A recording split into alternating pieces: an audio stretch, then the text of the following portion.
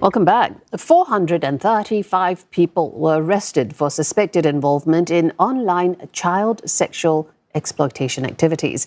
That includes 21 men from Singapore.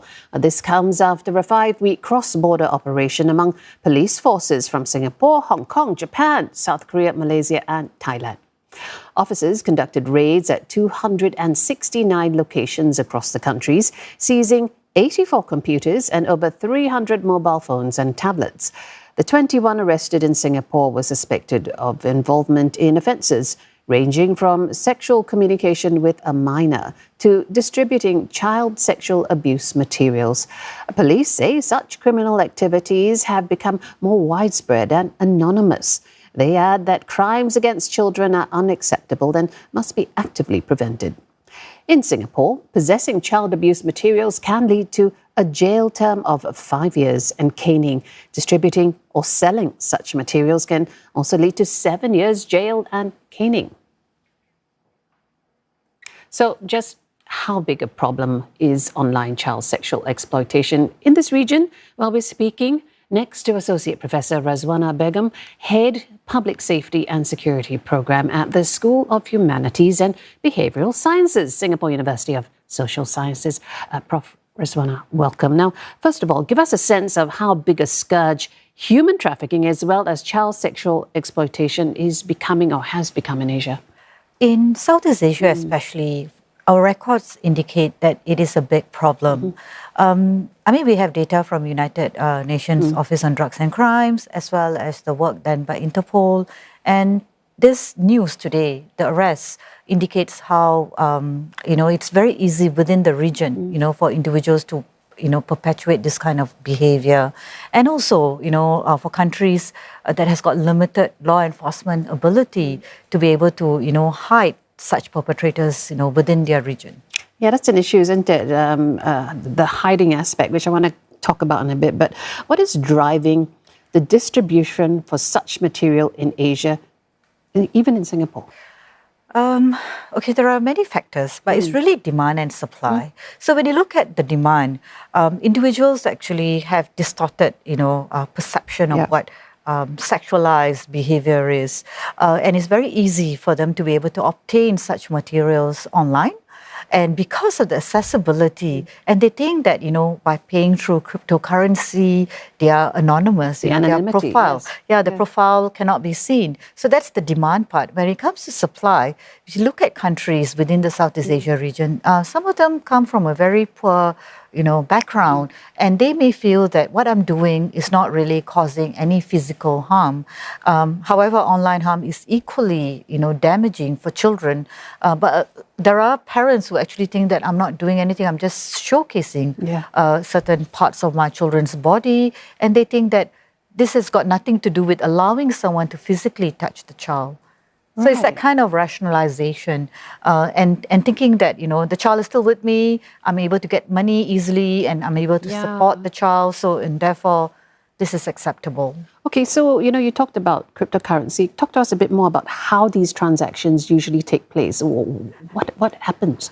There are so many different platforms, right? If you look at even your communication platforms like Telegram, Signal, you have gaming platforms like Discord where people actually use they don't use your real identity. It's very easy for you to transfer cash and not just cash, but cryptocurrency and all that without actually showcasing who or where the money is coming from. In fact, now you can even have fake identification. It's so easy for you to be able to use a pseudonym and all that. And in countries where the law enforcement is limited, where they have limited resources or even the legal aspects of it, when you look at maybe AI-generated form of images, we are still catching up.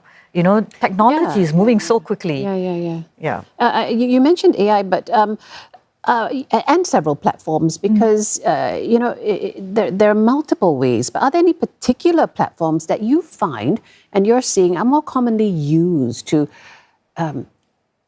engage in these activities, or at least the spark? I would think that any platform that promises confidentiality privacy, which is meant for communication between two parties. So, for instance, if you were to look at Telegram or Signal or Discord, these are like the common platforms that people use for normal transactions, right? For normal communication, you would want your privacy to be protected.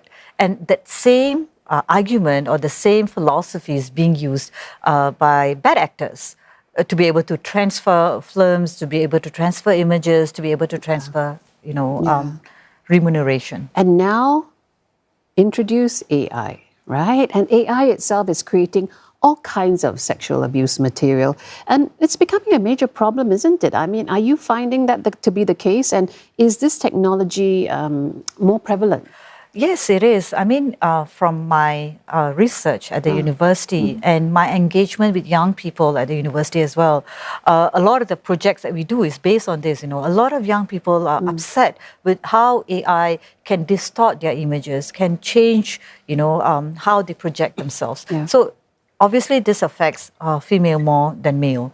And there are already research being done in this area in terms of the impact, long-term impact, the long-term trauma. But when you look at children, this is very common. And in fact, if you were to use AI-generated images, it is still a form of, grooming. You can still have distorted perception of what sexualized behavior could be. So it's still harmful.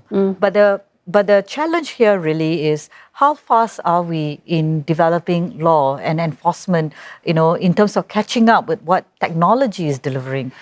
So I think this is where it becomes really, really tough. I feel that it's always going to be a catch-up game in that sense. But, we just saw that the cross-border cooperation among many, many countries, among the police in many countries to conduct that raid.